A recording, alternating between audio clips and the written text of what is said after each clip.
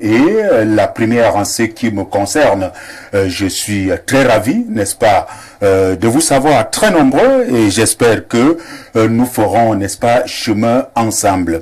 Déjà, deux sujets vont nous intéresser ce soir, mesdames, messieurs. Nous allons nous intéresser tout d'abord en ce qui concerne les agressions à bord, n'est-ce pas, des taxis. Cela devient récurrent, n'est-ce pas, dans la ville de Yaoundé, on dira même à travers le triangle national. Qu'est-ce qui peut bien causer cela?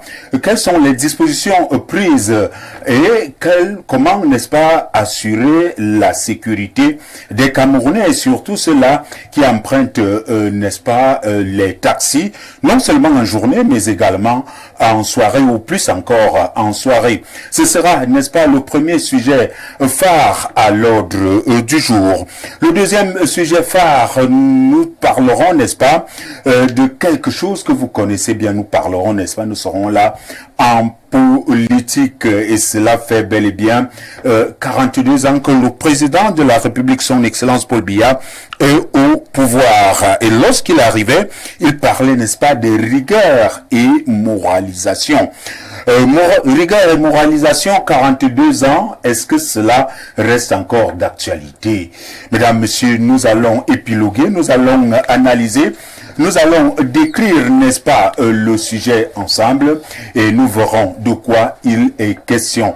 Ce sera avec, n'est-ce pas, les panélistes qui sont en train de faire le plein d'œufs sur ce plateau.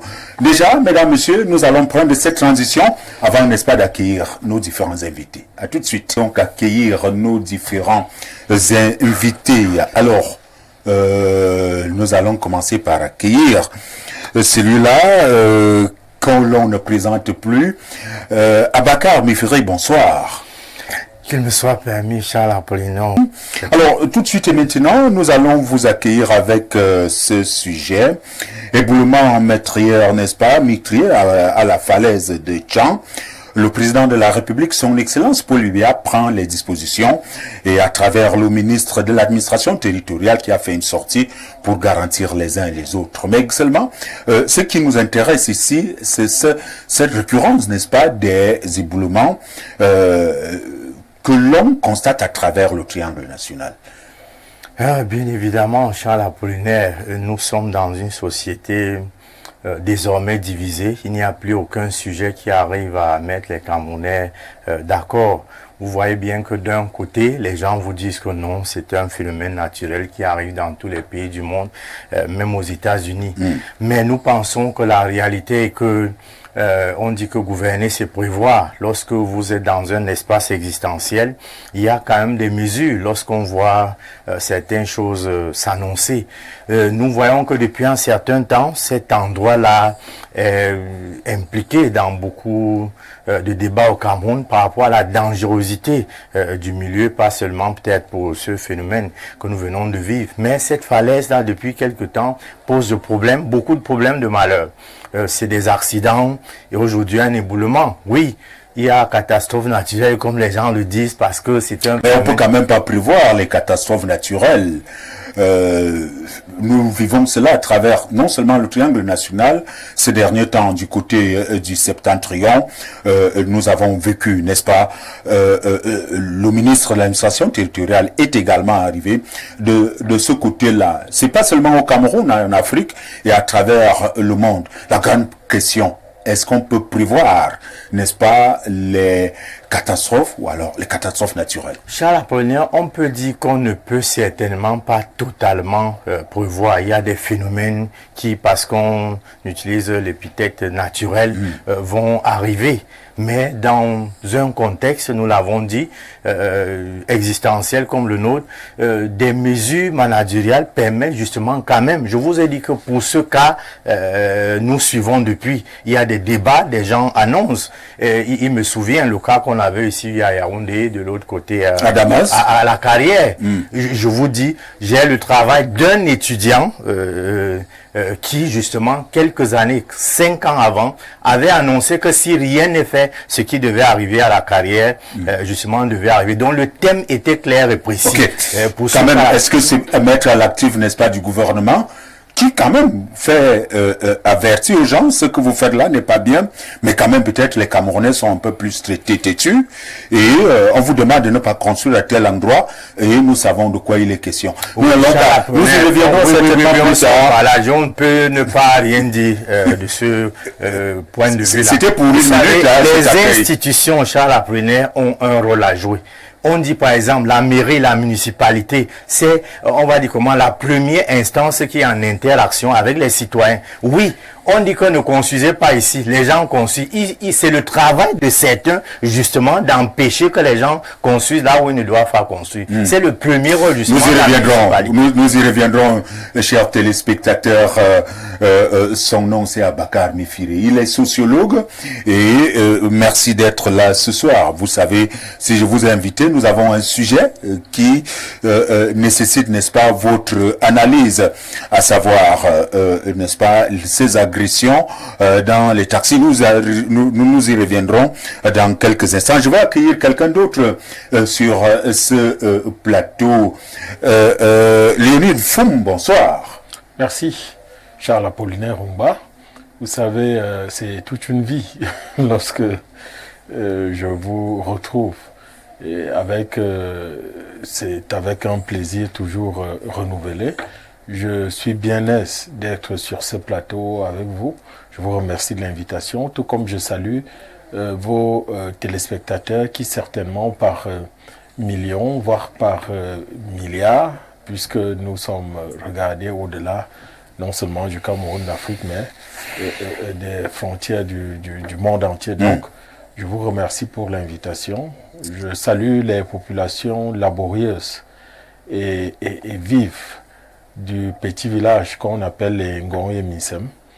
C'est à une quinzaine de kilomètres à vol d'oiseau des Bolova, mon village. Ok, je crois, et vous regardez, hein, ces amis de ce côté-là. Je rappelle que Léonide Foum est enseignant, j'aime dire pédagogue, mais enseignant, et également homme politique.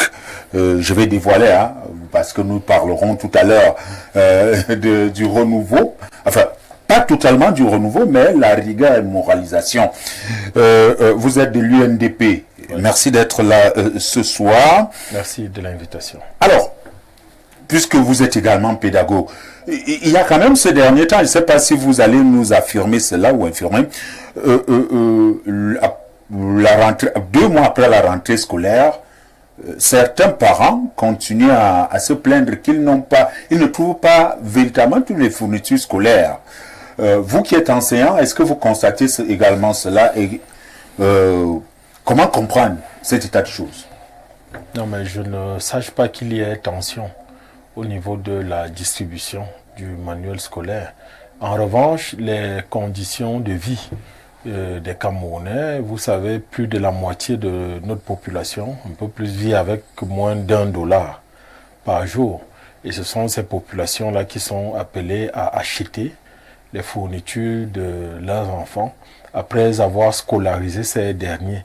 Donc, ce que nous notons, c'est que cet état de pauvreté fait que il est difficile lorsque l'on exige un manuel scolaire que tous les enfants dans une salle de classe vous le présentent. C'est parfois plus de la moitié qui n'ont pas le dit manuel. Et là, ce n'est pas un problème de disponibilité, il y en a sur le marché, mais je crois que ça tient aux conditions de vie difficiles de nos populations. Ça m'amène à toucher un aspect qui fait partie de mon combat et qui est de dire que nous ne saurions être développés si nous ne nous arrimons pas aux standards des nations, entre guillemets, les plus évoluées. Et quels sont ces standards? C'est que l'éducation est non seulement gratuite, mais obligatoire de 0 à au moins 16 ans dans ces nations développées-là. Or, que constatons-nous ici chez nous, c'est que l'école se renchérit avec ce que moi j'appelle les frais parasites, c'est-à-dire ces APE. L'État a décrété la gratuité de l'école primaire, mais il faut payer, tout le monde le sait. Il faut payer pour que votre enfant puisse faire de bonnes études. Et permets-moi une anecdote. J'étais dans une école primaire, maternelle, publique, que je ne vais pas citer ici pour ne pas embarrasser les responsables de cette école-là. Mais c'est ici, en plein Yaoundé. Je dis bien ici, en plein Yaoundé. Vous savez, l'école maternelle a besoin de beaucoup de moyens. Il faut orner la salle. Il faut de temps en temps des petits goûters. Il faut. Et ce sont ces écoles-là qui n'ont plus de crédit de fonctionnement. Les maîtres sont obligés, n'est-ce pas, de prendre parfois dans leur poche pour pouvoir faire fonctionner ces structures. Et là où je voulais en venir, c'est que cette classe était presque vide. Pour ne pas dire que dans une classe qui pouvait accueillir 15 élèves, il n'y avait que 2 dons. Il faut revenir au principe de gratuité de l'école, l'affirmer aussi au secondaire, mais la gratuité doit aussi s'accompagner de l'aide à la disponibilisation des intrants de cette éducation, à savoir les livres, les cahiers et toute autre chose qui permettent aux enfants de pouvoir aller à l'école dans de bonnes conditions. Vous avez dit c'est votre combat, nous y reviendrons, vous allez voir, nous n'allons pas tout dire en une seule soirée. Il y a une question qui me torride un peu l'esprit. Où étiez-vous le 6 novembre? Et qu'avez-vous fait? Non, le 6 novembre. Alors, j'étais encore tout petit à Kribi. Et... Quel 6 novembre? Je parle de ce 6 novembre. Ah, d'accord. Je parle pas de 1982. Je parle de ce 6 novembre. Oui. 2024. D'ailleurs, je parle de ce 6 novembre. Je sais que toi, tu es jeune en âge, donc quand j'allais évoquer... Toi, tu dis que tu étais plus lointain. Oui, c'est 6 novembre. Il y a quelques jours, il y a 48 heures. Non, le 6 novembre, j'ai d'abord été au boulot. Oui. Au boulot. Bon, rentré de là, j'ai été dans un coin festif avec des amis. Pour commémorer? Non, qui n'avait rien à voir avec la commémoration. Après quoi, je suis rentré chez moi. Donc, ok. Mais Abaka dit que accompagnez vos amis. Je rappelle que vous êtes du RDPC. Non, je suis de l'UNDP. Ah, de l'UNDP. Vous voyez, RDPC, l'UNDP. Bon, ok. Vous dites que... Non, il n'y a pas de problème. Nous avons suivi, monsieur... Non, il n'y a pas de problème à ça et je continue à leur souhaiter à mes amis de... À leur souhaiter? Oui, à mes amis du RDPC. C'était une commémoration de la fête du renouveau. Oui, mais c'est ce que je dis. Je leur souhaite... Quand on parle du renouveau, c'est l'accession de Paul Biya à la magistrature. Oui, donc à Paul Biya, je lui souhaite un très bon 42e anniversaire. Merci, nous y reviendrons, vous allez voir. Merci, Lionel Foum. Antoine Zanga, bonsoir. Bonsoir, chef frère. Merci d'être là ce soir. Je suis très à l'aise. Et vous voyez, il y a un peu plus de convivialité, il y a un peu plus de courtoisie. Ça fait plaisir d'être là. Je crois que peut-être vous ne suivez pas mon regard, mais peut-être d'autres personnes suivent mon regard, qu'on est plus à l'aise avec votre professionnalisme, votre tempérance. Ça fait que on a envie d'y revenir. Vous savez, quand vous n'avez plus envie d'y revenir, c'est compliqué. Merci Antoine Zanga. Je rappelle que vous êtes... en faisant le casting aujourd'hui, j'avais du mal à trouver, n'est-ce pas, votre qualité sur ce plateau. Journaliste, homme politique, et je vais vous dire la vérité, lorsque nous avons fait le flyer, j'ai reçu beaucoup de coups de fil. Mais il est devenu homme politique depuis quand? Je rappelle que vous restez journaliste, mais aujourd'hui, vous êtes sur le plateau comme militant du Rassemblement démocratique du peuple camerounais. C'est une question très Comment ça s'est passé? C'est une question très importante. Quitter du journalisme à la politique? J'aime bien cette question parce que ça me permet d'interpeller les uns les autres, de sortir de l'hypocrisie. Vous savez, la politique, qu'est-ce que la politique dans la définition originelle de la politique ou grecque? C'est la gestion des affaires de la cité. Et donc, même quand vous arrivez dans les pays que nous prenons régulièrement comme référence, la tout le monde est engagé politiquement. Et donc, il n'est pas... Vous êtes donc oui, un journaliste engagé politiquement. Donc, si Okay. vous êtes journaliste ou sociologue comme mon frère à côté, vous devez avoir un engagement politique parce que vous devez contribuer à la gestion des affaires de la cité. Et pour terminer là-dessus, si vous permettez, je ne suis plus opérationnel en tant que journaliste, puisque je ne mène plus les activités de journaliste. Hein.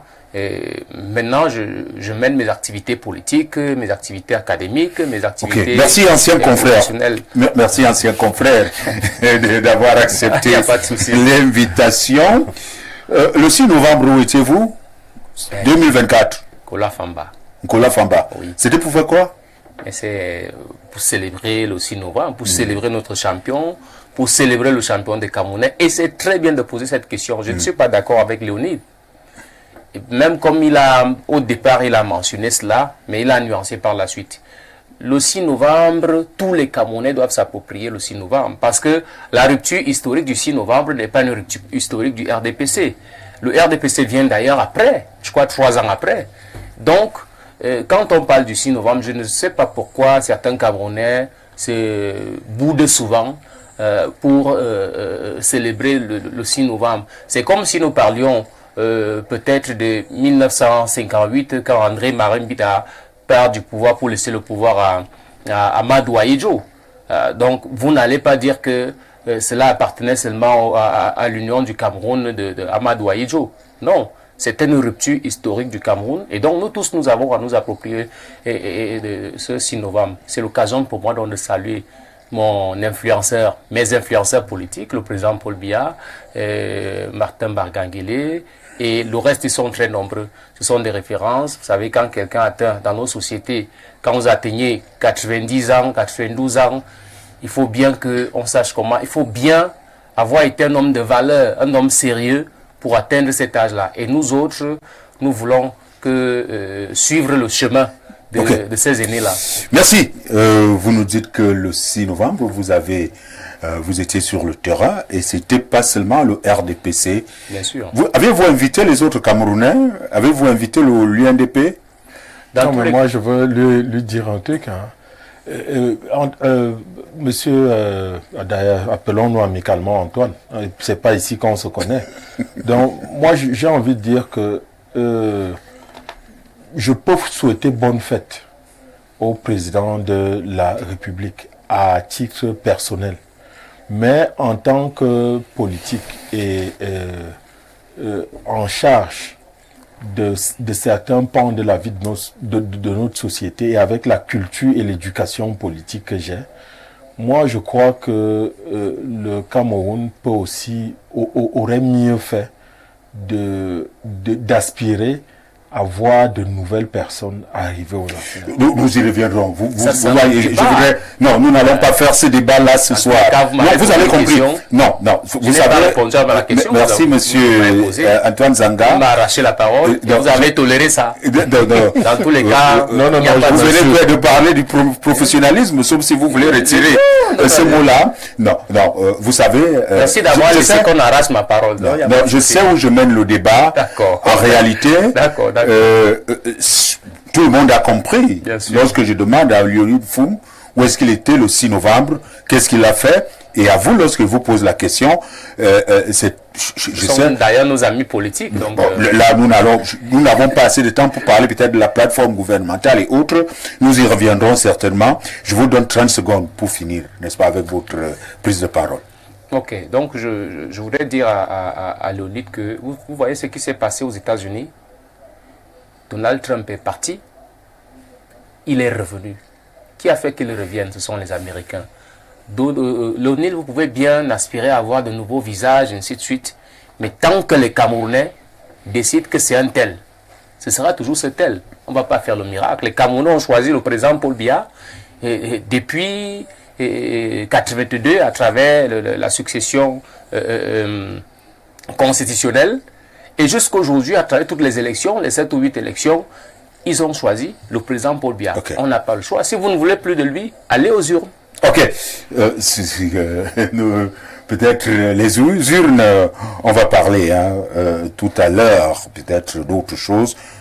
Rigueur et moralisation, c'est d'ailleurs... Voilà, moi je crois que c'est là où on va bien revenir sur c'est le premier sujet, avec le concours, n'est-ce pas, de la réalisation, parce que notre quatrième invité, il sera là exclusivement pour parler des agressions dans les taxis, raison pour laquelle nous mettons ce sujet-là en deuxième partie. Tout d'abord, nous prenons cette transition, on revient pour parler, n'est-ce pas, de la rigueur et moralisation. 24 ans plus tard, est-ce encore 42 ans plus tard, est-ce encore d'actualité? À tout de suite. En retour sur ce plateau pour donc prendre ce sujet à l'ordre du jour, rigueur et moralisation, toujours d'actualité 42 ans après. C'est la grande question que nous posons. Alors, je vais poser la question tout d'abord, Antoine, du Rassemblement démocratique du peuple camerounais. Je rappelle aux téléspectateurs que le président de la République, son Excellence Paul Biya, lorsqu'il accède à la magistrature suprême le 6 novembre 1982, son premier discours, le tout premier, c'est là où il sort, n'est-ce pas, je veux dire, je sais pas si je veux parler de pensée politique, rigueur et moralisation. Et pendant plus de 10 ans, le Cameroun a donc passé le temps à vivre, n'est-ce pas, dans cette rigueur et moralisation-là. Sa réponse à l'intérieur, la rigueur et la moralisation sont toujours d'actualité. Et au regard de tout ce qu'on observe au sein de notre société et même de tout ce qu'on observe à l'extérieur, hors de notre société, il est encore plus important, davantage actualisé. Donc, le concept s'actualise progressivement. C'est toujours là, puisque le président Paul Biya, le chef de l'État, le président du RDPC, le président national du RDPC, c'est lui, vous l'avez si bien dit, qui sort le concept de rigueur et moralisation, parce que n'oublions pas que le président de la République est d'abord Premier ministre pendant 7 ans, et que entre 62 et son accession au poste de Premier ministre, il occupe de très hautes fonctions au sein de la République. Donc il observe un certain nombre de choses. Et c'est pour ça que, quand il arrive au pouvoir, il brandit le concept de rigueur et moralisation pour mener des corrections sur un ensemble d'égarements. Et justement, puisque les habitudes ont des résistances, et effectivement, il a parlé, quand il parle de bandits à col blanc, ça rentre toujours dans le cadre de la rigueur de la moralisation. Quand il y a certains qui viennent nous tirer avec la corruption vers le bas, et puis il déploie un arsenal institutionnel en créant la CONAC, la NIF, le contrôle supérieur de l'État. Vous comprenez qu'on est toujours dans le cadre de la rigueur et de la moralisation. Et aujourd'hui, quand on parle de corruption, on voit un peu, nous avons été premiers 2 années successivement, et aujourd'hui ce n'est plus le cas. Donc il y a eu beaucoup d'évolutions. Il y a la question des détournements de fonds. Tout le monde a vu comment il a sévi, et certains aujourd'hui se retrouvent là où on connaît. Et donc ça veut dire que le président de la République, il tient toujours à ce concept, et nous sommes convaincus. Nous sommes très convaincus que ceux-là qui vont encore s'aventurer dans ces égarements, ils vont subir la foudre de la loi. Alors, le concept reste d'actualité selon vous, rigueur et moralisation. Je vais passer la parole à un autre homme politique, Léonide Mfoum, rigueur et moralisation. Vous nous dites, à l'époque, vous étiez encore très jeune, je ne sais pas si vous comprenez quelque chose en ce qui concerne rigueur et moralisation à cette époque-là. Question, n'est-ce pas, d'interroger ou de comprendre. Que voulait dire le président de la République dans ces termes-là, rigueur et moralisation? Oui, ces 2 vocables, effectivement, vont structurer la pensée et l'agir politique du chef de l'État pendant les premières années et voire plus de son règne. Mais il faut noter que le chef de l'État, Paul Biya, sort bien d'un moule politique, l'ancien UNC. Et on n'accède pas aux choses qui se sont passées avant notre naissance, uniquement parce que nous avons été là. Non, mais par la pensée, les écrits. Et ces écrits-là, lorsque vous voyez tout ce qui a été fait, d'ailleurs le discours du président Ahidjo, lors du congrès, je crois bien, de l'UNC à Bafoussam en 1981, c'est dans ces écrits-là, son discours de politique générale de 1981, que les premiers éléments structurant cette pensée politique à travers la rigueur et la moralisation vont apparaître.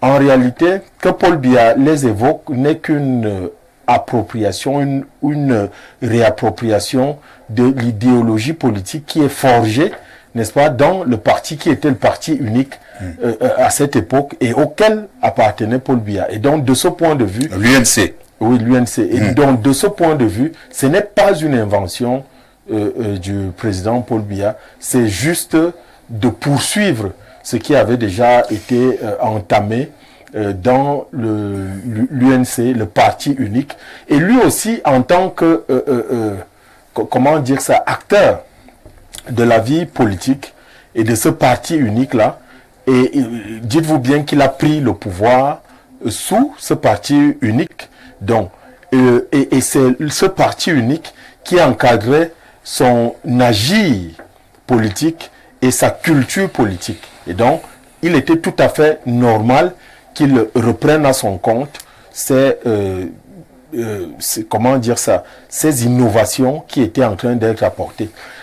Comme vous le disiez, ce n'est certainement pas l'époque qui était la mienne, mais on notait aussi du temps du président Ahidjo des écarts relativement à la manière de se conduire, des écarts relativement à la façon de mener les affaires publiques. Et c'est à cela que ces deux vocables font référence, à savoir la rigueur et la moralisation. Il vous souvient que certaines personnes avaient pris de l'argent dans des banques publiques et qui s'étaient déclarées mortes après avoir contracté ces crédits-là. Okay. Il y avait aussi des indélicatesses de certains fonctionnaires qu'on pouvait noter et qui étaient sanctionnés, ou bien des malfaçons dans la conduite de certaines actions publiques. Et donc, le président Ahidjo s'est fait fort de dire que le parti et la nation vont prendre, comment dire ça, une nouvelle orientation pour combattre ces antivaleurs-là. Okay. Merci, Léonide Foum, je reviens à vous tout à l'heure, vous allez voir. Abakar Méfiré, bon, on comprend là, Léonide Foum voudrait nous expliquer que le concept de rigueur et moralisation, ces mots-là ne sont pas du président Paul Biya, mais peut-être du parti de l'UNC. C'était aussi un idéologue de ce parti. S'il vous plaît, peut aussi être de lui. Oui, il était un idéologue. Je voudrais présenter, c'est-à-dire vous dites que ça vient du parti. Ça vient du parti. Oui, et c'est dans le parti qui les a prononcés. Et dans le parti, il y avait le président, l'actuel président, Paul Biya, qui était à l'époque Premier ministre, mais la personne qui vient vraiment implémenter ce concept-là, c'est le président Paul Biya. Abakar Méfiré, très rapidement, on voit quand même les effets de rigueur et moralisation à tous les discours. Le président de la République ne cesse de marteler rigueur et moralisation dans ces discours-là. Est-ce que, en dehors, n'est-ce pas, des discours, au niveau de l'application véritablement, il y a eu cette rigueur et cette moralisation-là?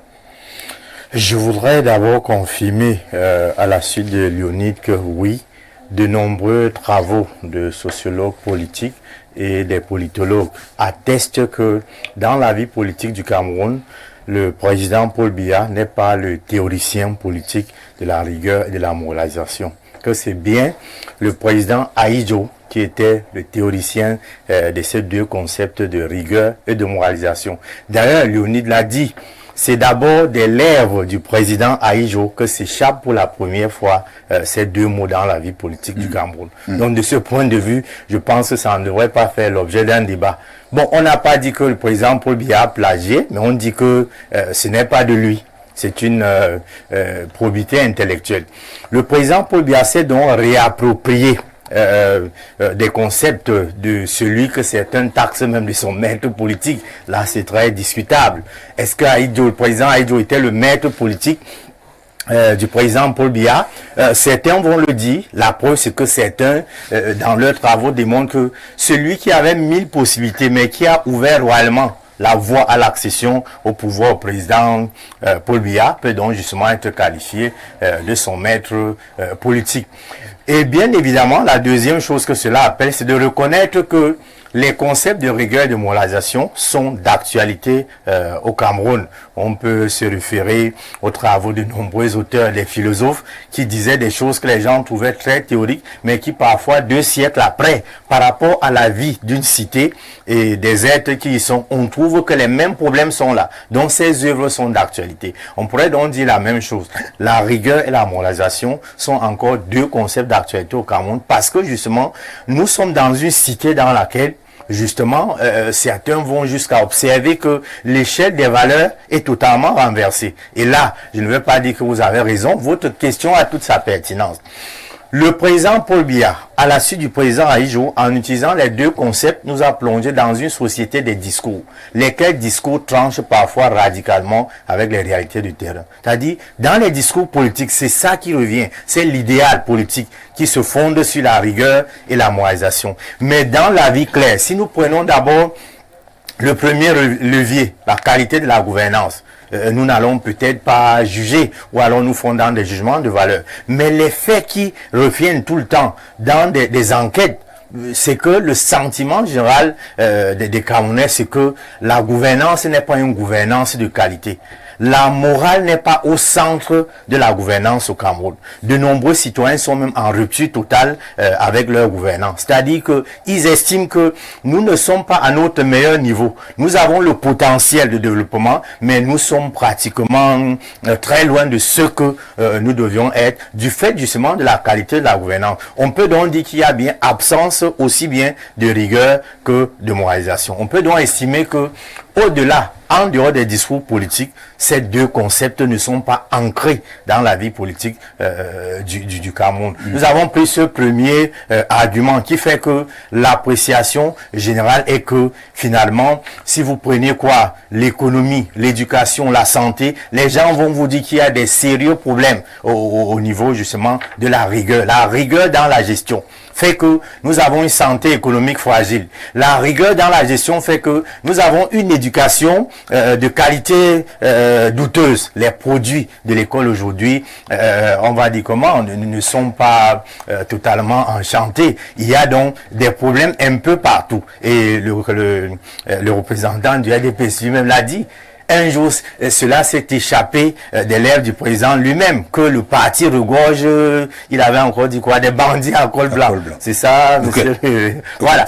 Donc c'est pour dire que le président reconnaît lui-même que ces concepts qui doivent être matérialisés, c'est-à-dire qu'au-delà des mots, il faudrait justement qu'on ait des gouvernants eux-mêmes qui sont d'abord des modèles, des véritables exemples en matière justement de gestion. Mais ce qu'on note, c'est que tous reprennent que, comme le dit le président de la République, la rigueur et la moralisation doivent être au centre de nos actions. Mais on constate qu'au quotidien, dans la sociologie du quotidien, ils sont plutôt en rupture presque totale. D'ailleurs, nous avons dit, l'échelle des valeurs est pratiquement renversée. Vous l'avez dit. On est passé du normal au pathologique.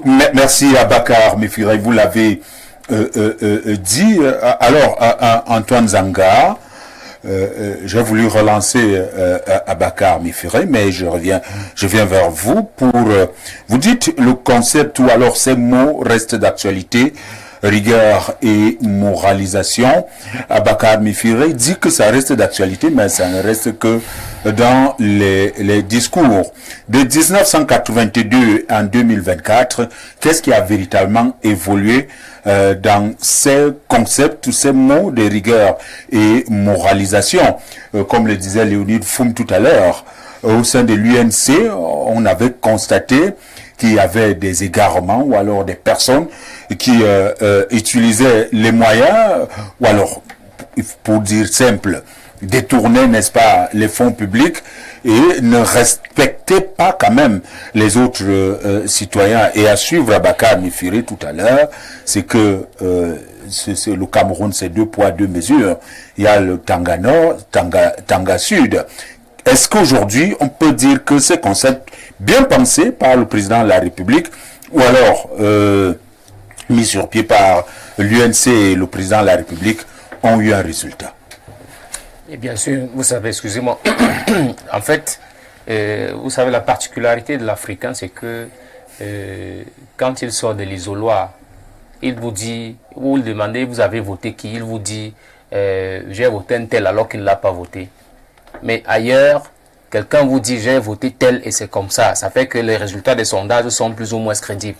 Donc, monsieur le sociologue, il dit que les Camerounais, il y a un problème de formation, des produits. Alors, j'ai envie de lui dire que ça veut dire qu'il estime qu'il est mal formé. Ça veut dire qu'il estime que ceux qu'il forme, il ne les forme pas bien. Donc, il dit que le président de la République a dû être le maître politique du président de la République. Je crois que c'est un peu exagéré, hein. Madoua donné par le président de la République. Il y a un ouvrage, une biographie du président de la République qui a été rédigé par, je crois, le professeur Jacques Famondongo en 1900, qui est sorti en 83, c'est préfacé à Madoua Idjo. Alors le professeur Famondongo dit qu'à l'époque, ils vont rencontrer le président et le premier ministre, ils vont le rencontrer pour les affaires politiques de la région du Sud. Donc ils veulent capitaliser le fait que le Premier ministre est un ressortissant du Sud.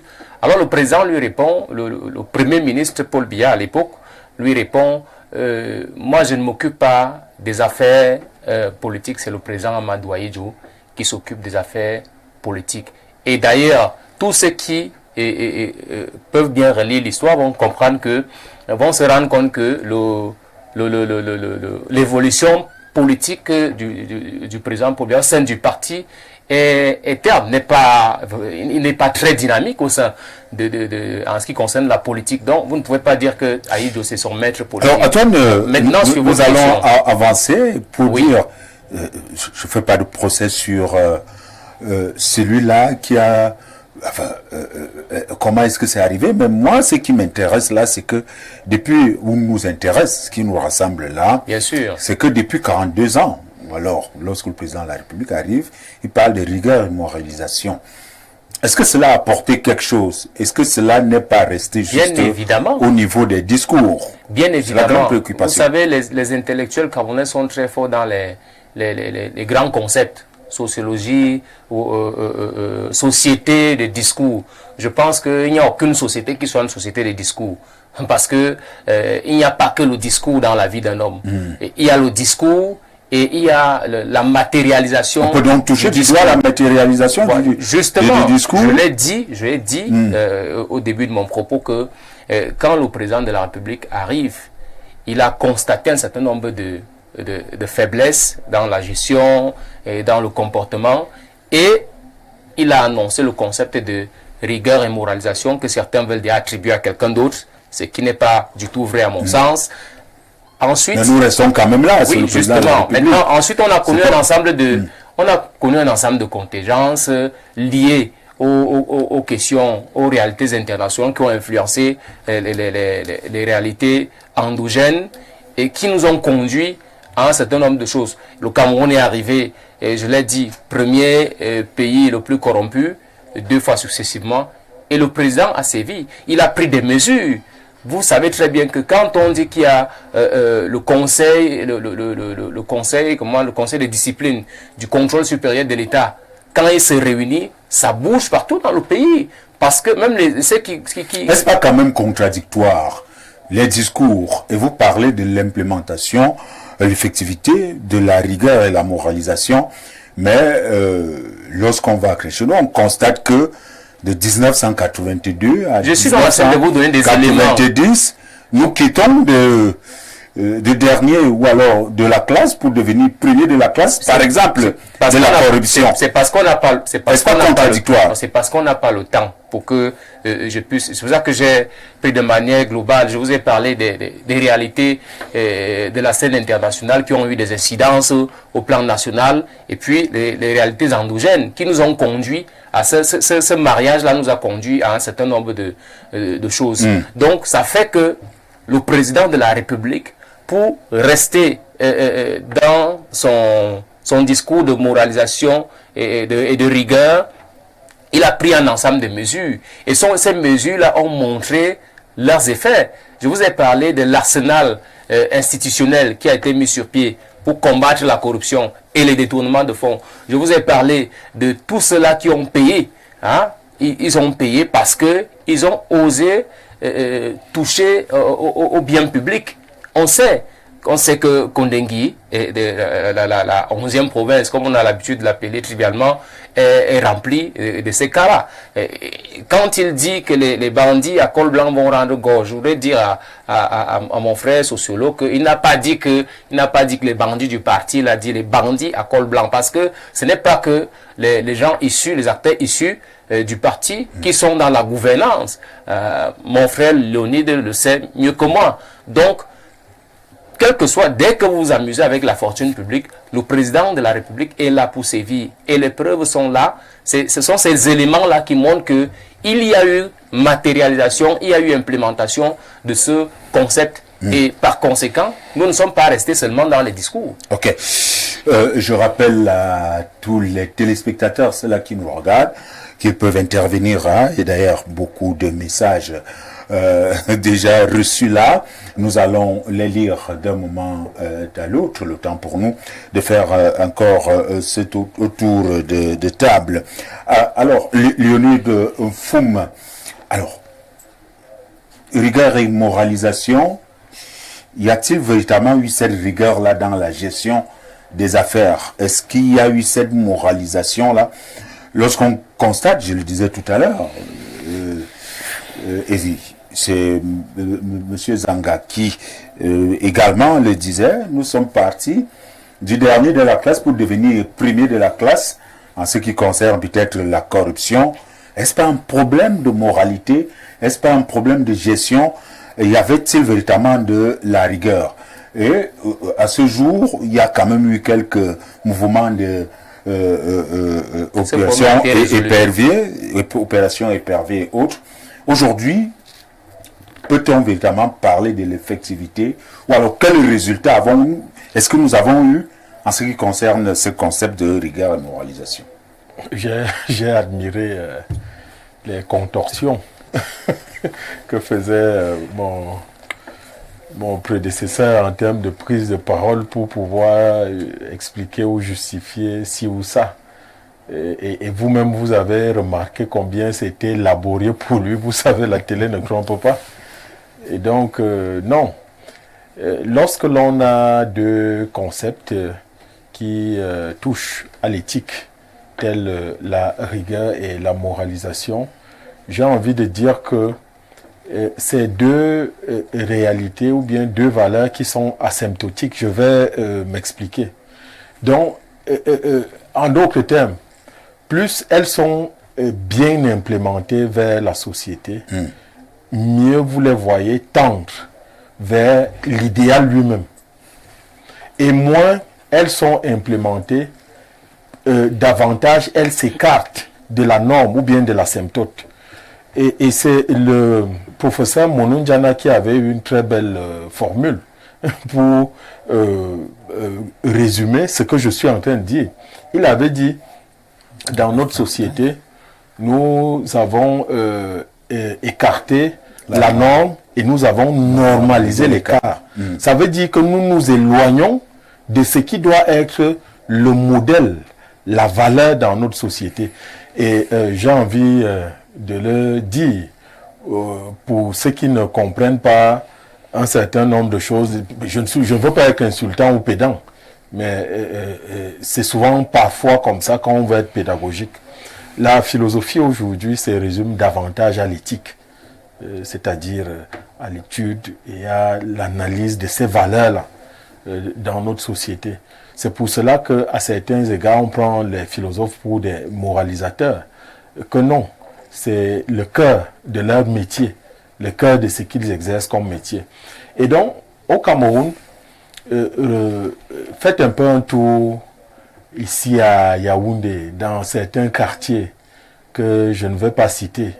Voyez l'opulence des bâtisses que vous allez y voir.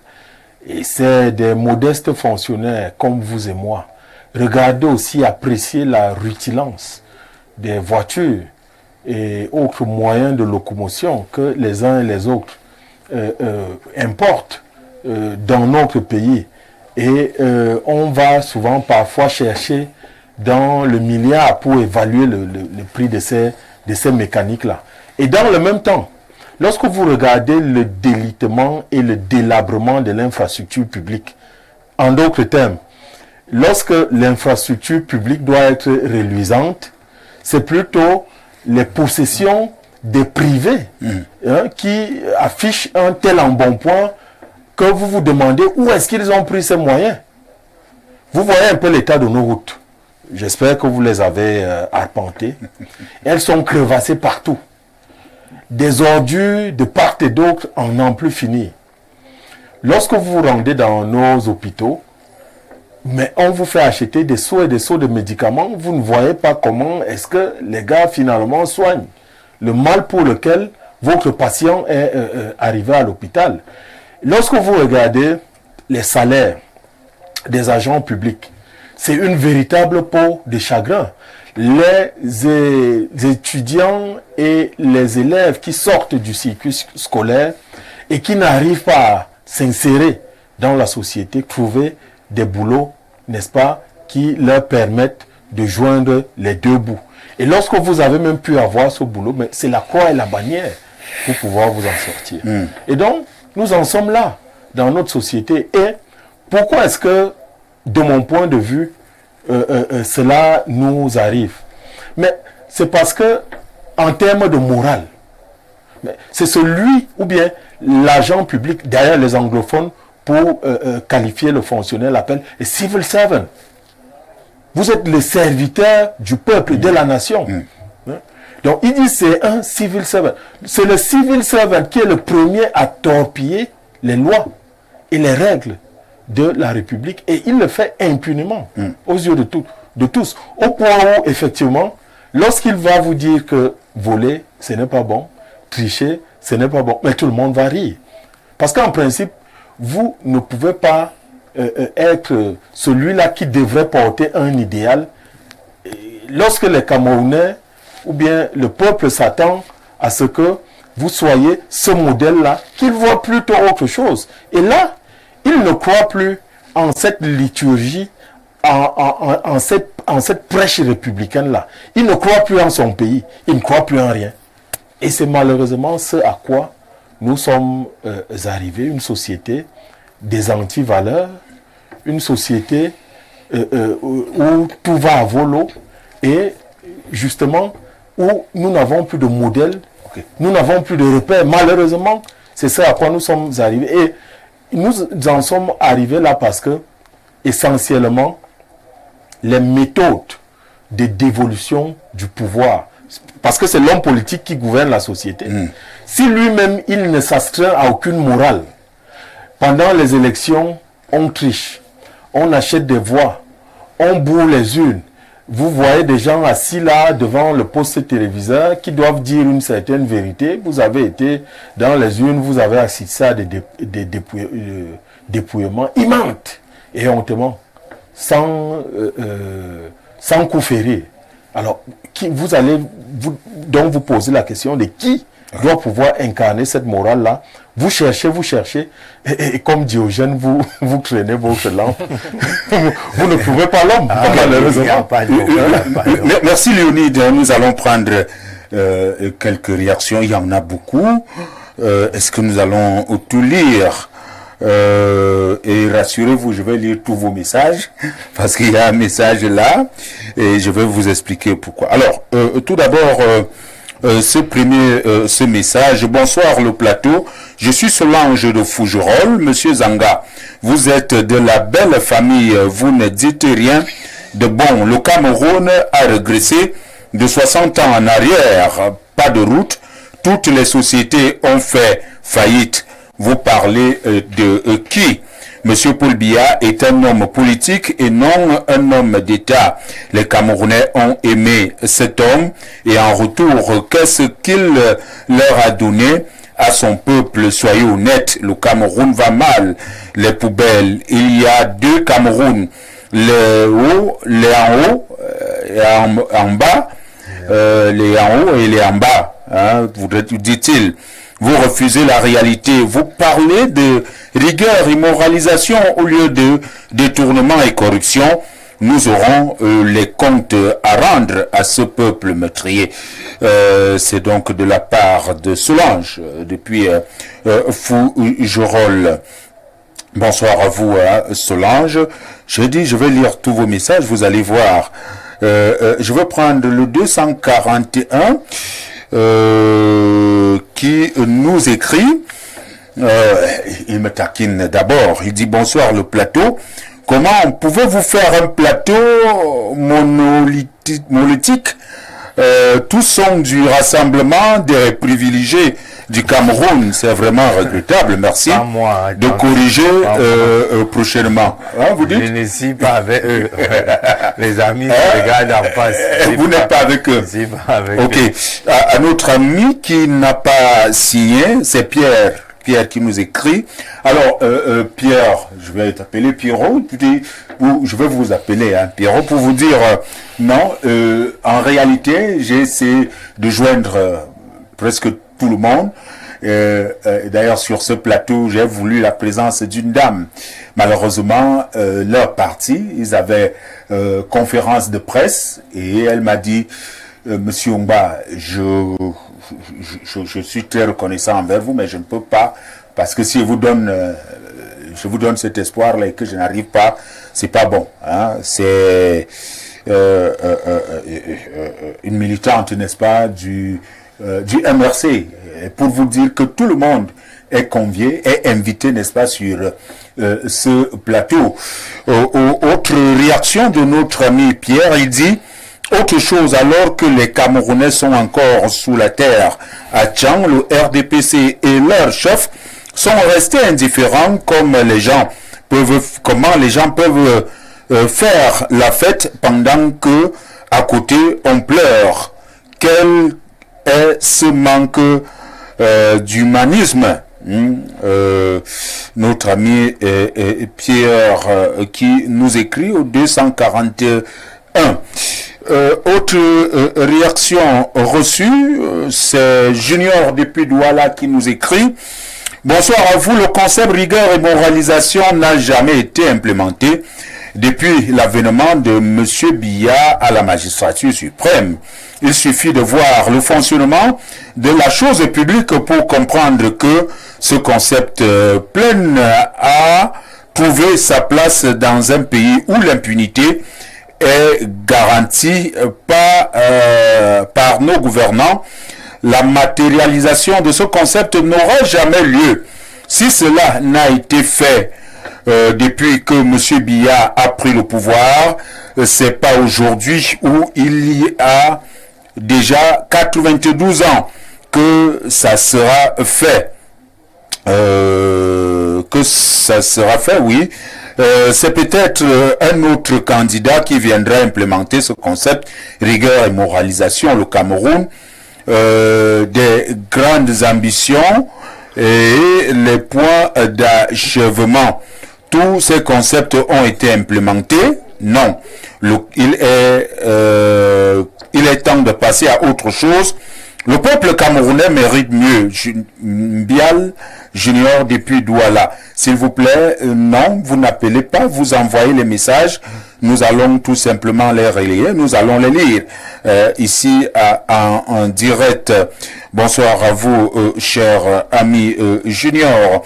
Autre réaction, c'est Emmanuel depuis Bengbis à San Melima qui nous écrit. Alors Emmanuel nous dit ceci: bonsoir à tous sur le plateau, je vous suis depuis le début de l'émission et vraiment pendant que les gens ont enterré sans-abri à Tchan, sont enterrés sans-abri à Tchan, votre problème c'est de venir faire la promotion du RDPC. Vraiment que Dieu nous pardonne, hein, voilà. Bonsoir à vous, chers amis. Le thème, il est là. Et si vous avez suivi l'émission dès le début, nous avons eu un sujet de mise en bouche, n'est-ce pas, ce sujet du côté de Tchan. Autre réaction reçue. Bonsoir à tout le panel et merci pour la qualité du débat. Vivement que Monsieur Méfiri soit permanemment invité dans plusieurs plateaux de télévision pour éclairer les Camerounais. Il est vraiment intéressant. Abel de les gens de l'EPC vont me punir. Merci Abel depuis Kribi qui souhaite que vous soyez permanemment là. Bon, on verra bien, hein, chers amis. Est-ce que je pouvais vraiment tout lire là? Bonsoir à vous et votre panel. Le concept rigueur et moralisation vient du discours du président Ahidjo Bafoussam en 1980 au congrès de l'UNC. L'initiateur est bien le président Ahidjo. Le président Biya se le approprie donc mais il a de la peine à les implémenter. Tout un gouvernement est en prison. Le gouvernement, la gouvernance difficile avec des petits royaumes dans les institutions à Teba Dunkwaban. Le journaliste Antoine Zanga doit s'informer. Ça dépend. Et également, je crois qu'il a envoyé deux messages comme ça. C'est trois même à la limite. Non, c'est je garde vos messages, je les lis, hein, ne vous en faites pas. Ok, nous allons faire un dernier tour de table. Vous voulez réagir, Monsieur Zanga? Bien sûr. Très rapidement. Bien sûr. Je voudrais réagir pour dire que, vous savez, ce qui fait la beauté de ce pays, c'est justement ça.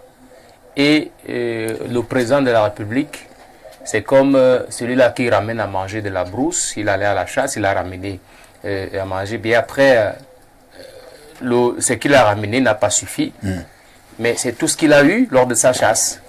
Tout le monde ne s'est pas rassasié. Et les gens se mettent à tirer sur le président. Et il a quand même ramené à manger. Donc ce que je veux dire, c'est que tous ces gens qui s'expriment là savent très bien qu'à un moment donné, ils n'avaient pas la possibilité de s'exprimer ainsi. Et donc, nous autres, c'est légitime que les gens aient leurs avis. Hein? Je pense aussi qu'il faut qu'on reconnaisse que si les gens parlent avec autant de liberté, parfois même avec un peu de discourtoisie, c'est parce que le président de la République l'a bien voulu. Il faut au moins se le reconnaître. Vous voyez, Léonide a dit 81, le monsieur, je ne sais pas, soit à Tangana de quoi, a dit 80. Donc il y a déjà un problème. Donc, moi je pense que, vous savez, nous sommes toute société dynamique. Hein? On évolue. On évolue, il y a des choses qu'on fait, après il y a des choses qu'on essaie de rattraper, après il y a des choses qu'on corrige au fur et à mesure. C'est ça qui construit un pays. Et c'est ce que le RDPC est en train de faire. Je mets quiconque à défi. Tous ces gens qui s'expriment, ce sont des Camerounais, ils participent au débat. Je les mets à défi. Je leur dis, montrez-moi un pays dans le monde où le peuple n'a pas dit oui à un leader et le leader là est resté 42 ans. Quand vous voyez un président là, c'est parce que le peuple a dit oui. Chaque fois qu'il y a élection, beaucoup de gens parlent, ils n'ont même pas de carte. On veut que les gens aillent voter pour dire que on n'aime pas Paul Biya et que Paul Biya parte. Mais pour le moment, les gens votent pour dire que nous aimons Paul Biya, nous voulons qu'il soit encore là, parce qu'il a des ambitions, il a des choses à faire pour le pays. Pour finir, Léonide, vous savez, vous-même vous êtes ancien, donc vous-même vous êtes civil servant. Donc quand vous dites que les civil servants ne travaillent pas bien, ça veut dire que quelque part vous aussi vous pouvez vous reprocher un certain nombre de choses. Oui, Abaka Mifire, on estime que vous êtes un bon panéliste et que vous devrez toujours être là. Apparemment, et puis on a estimé que vous êtes tous de la même famille, mais pas vous. Non, en réalité, je ne suis pas de la même famille. Et d'ailleurs, Léonide, Charles, il est difficile de débattre au Cameroun. Il devient très difficile. C'est pour ça que les gens fuient souvent. Je vous assure, on peut vous sacrifier. Vous voyez comment les gens du RDPC, ils sont là depuis 42 ans, mais ils veulent tout pour eux, ils veulent tout garder. Vous la preuve, le RDP, c'est pas le seul. C'est pour ça que les gens ont l'impression que c'est le seul bord qui est là. Nous sommes là, ils ont tout. Laissez les autres parler, tenir pour que la pensée de différence s'exprime. Je voudrais d'ailleurs dire, vous avez suivi là, j'aurais souhaité, vous-même vous auriez dû corriger. À la suite de Léonide, j'ai dit que de nombreux travaux de sociologues politiques et de politologues disent que le président Paul Biya n'est pas le théoricien. Vous avez suivi comment le RDPC m'a rappelé sans hésiter. Ça dit que le Cameroun a commencé avec... non, nous n'allons pas le dire. Ce n'est pas ça. Non, moi, je pense qu'il faut être sérieux. Quand vous êtes un scientifique, vous dites les travaux de tel. Non, s'il vous plaît. Les travaux de tel. Monsieur Zanga, merci. Non, la référence qu'on donne, c'est le Zanga du président Ahmad Ouaïd au Congrès de Bâtisseurs. Merci, oui. Mais lui, c'est d'abord vérifier. Quand vous dites Monsieur Zanga, vous faites pas de référence. Vous êtes un scientifique. Oui. Monsieur On n'est Zanga. pas de nombreux travaux. Monsieur Zanga. Monsieur Monsieur Zanga, ne faites pas preuve de mauvaise élève, c'est vous qui devez, n'est-ce pas, donner l'exemple, puisque même si vous ne voulez plus être journaliste, c'est un politicien qui est là, monsieur. Et je voudrais donc dire ceci. Monsieur, oui, c'est un politicien. Avançons donc. Je voudrais tout simplement, en fait, de qui est le concept. Vraiment, c'est ça n'a pas d'importance. Ça l'importance pour nous, c'est que nous et beaucoup peuvent également le dire. Lorsque le président de la République arrive au pouvoir, son premier discours, nous retrouvons rigueur et moralisation, et les discours qui arrivent bien après, tous ceux qui ont pris la peine, n'est-ce pas, de lire et d'écouter les discours-là, c'est qu'il y avait toujours ce concept de rigueur et moralisation. Voilà. Raison pour laquelle nous avons parlé 42 ans après, même si cela avait été pensé au sein du parti l'UNC. La parole. Vous êtes en train de chuter, allez-y.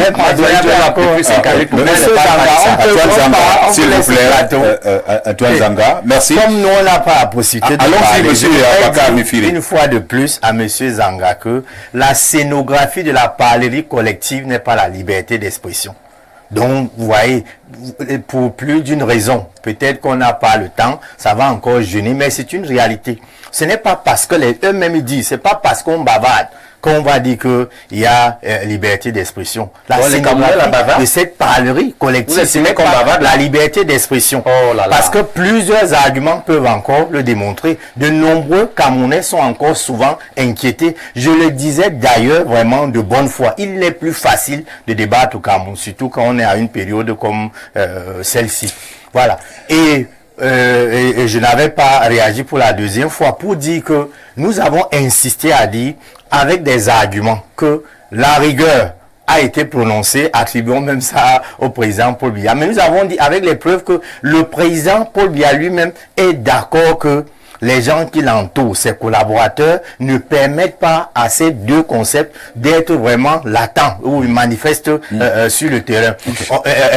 On a dit des indicateurs, lui-même, Léonie l'a dit tout à l'heure, on note comme l'art de la contradiction chez le défenseur du RDPC. Il reconnaît quand même que dans un classement, nous sommes devenus premiers de la corruption. Il reconnaît qu'il y a tout un gouvernement en prison. Mais en même temps, il dit que non, tout va très bien. Le pays, c'est un des modèles au monde. Non, c'est parfois ça qui fait problème. Il a dit qu'on veut que le pays avance. Il faut justement accepter que les gens disent que voici les aspects qui ne marchent pas, qu'on doit justement améliorer. D'ailleurs, un de ses camarades est sorti comme lui, nous dit que toutes les routes sont bonnes à Yaoundé, qu'il n'a jamais vu une seule poubelle. C'est un fait. Nous y reviendrons, vous allez voir très bientôt. Je vais vous passer la parole, ne vous en faites pas.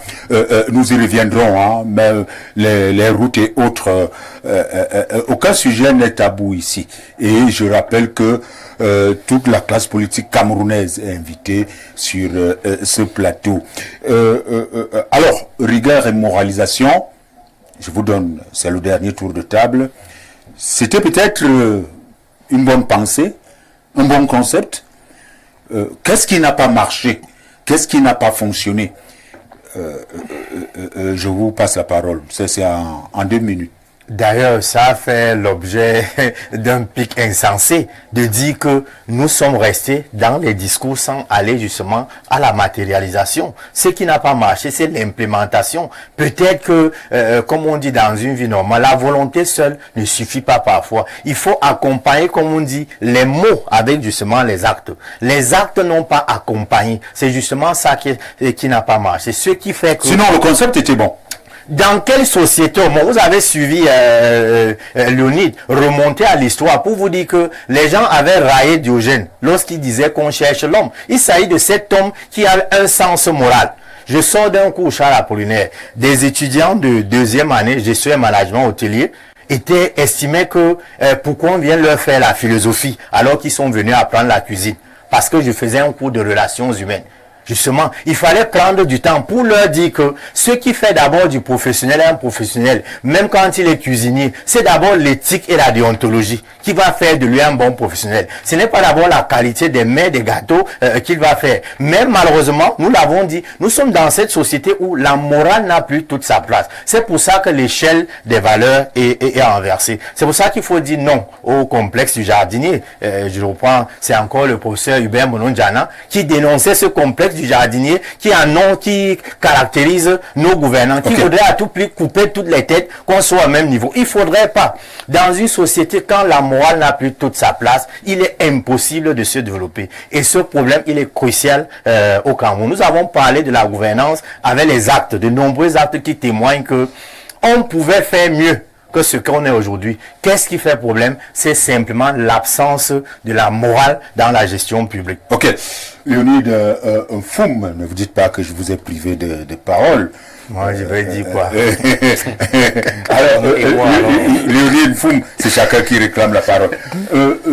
Rigueur et moralisation, tout le monde est d'accord que c'était un bon projet, c'était un bon concept ou un bon projet, tout ce que l'on peut trouver là. Mais maintenant, Abakar estime que si ça n'a pas marché, c'est tout simplement qu'il y a eu un certain laxisme et autres. Est-ce qu'on peut repenser ce concept-là, rigueur et moralisation, de nos jours? Nous sommes en 2024. Non, on est dans la réflexion est consubstantielle à l'existence humaine. Et elle doit être permanente dans une société pour justement que nous n'assistions pas aux écarts que nous sommes en train d'observer. La norme doit tout le temps être rappelée. Et en guise de rappel, puisque nous y sommes, mettons les pieds dans le plat. Lorsque, dans le siècle des Lumières, je suis pratiquement au XVIIIe siècle, c'est-à-dire dans les années 1700, l'Occident se redécouvre et redécouvre en la démocratie, le modèle que ces sociétés, les sociétés occidentales doivent majoritairement adopter. Ils s'approprient ce modèle. Pourquoi? Parce qu'ils sortent des royaumes, des sociétés où il n'y avait qu'une seule famille qui régnait pendant des siècles et des siècles. Et le monarque était un monarque de voix divin. Et empiriquement, ils se sont rendus compte que c'était une société extrêmement chrysogène. Je le dis pour revenir au cas du Cameroun, que nous avons clamé en 90 que nous entrons en démocratie. Mais parti de 90 jusqu'en 2024, nous sommes à 34 ans que nous avons embrassé le vent des libertés. Et nous n'avons jamais eu d'alternance à la tête de notre État. La conséquence, c'est quoi? C'est en faisant... Est-ce une obligation lorsqu'on parle de démocratie, obligation de passer à l'alternance? C'est un absolu. C'est un absolu en démocratie. Pourquoi? Parce que ça permet de pacifier et de civiliser une société. Du peuple. Non, justement, écoutez bien. Ne nous éloignons pas, s'il vous plaît. Monsieur Mefire, ce n'est pas un autre débat. Oui. Moi, je pense que si les acteurs engagés dans le jeu électoral et électoraliste au Cameroun se plaignent des règles C'est pour ça et des processus de comptage ou bien Comment vous voulez vous plaindre alors que vous n'allez pas à l'élection et du code. Voilà la présidentielle, je suis sûr que... C'est la raison pour laquelle je vous ai dit qu'il n'est pas bon qu'il me laisse aller jusqu'au bout. Allez-y jusqu'au bout. Donc, j'étais en train de dire que c'est l'alternance au pouvoir qui est un absolu. Ou alors vous nous dites que nous sommes dans un royaume. On accepte, non. On ne change pas de président. Après lui, ses enfants viennent. On reste tranquille. Vous êtes de l'UNDP. Pourquoi vous parlez de l'alternance à la présidence? Tu vois comment il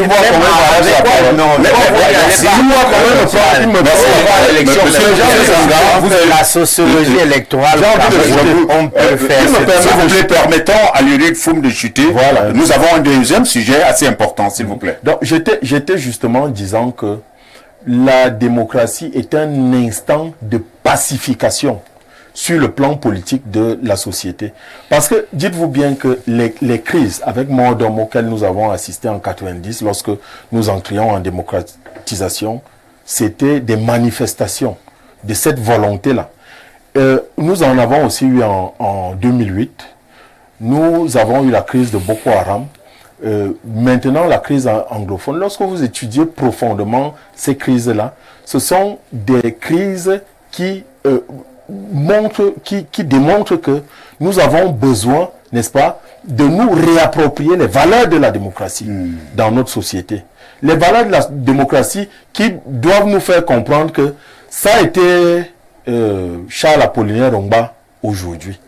Et qu'il est normal que ce soit Abakar ou bien Foum. Ça doit aller de manière cyclique. Une seule personne n'a jamais construit tout un pays.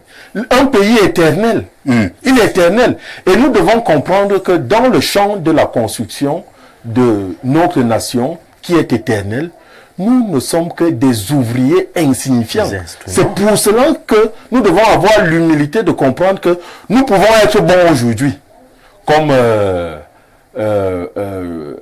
attendez, je vais me rappeler. Idriss Carlos Kameni a été bon. Jacques Songo a été très bon au goal. Alioune Boukar a été bon. Mais aujourd'hui, c'est Onana qui est bon. Et nous devons accepter ça. Ok.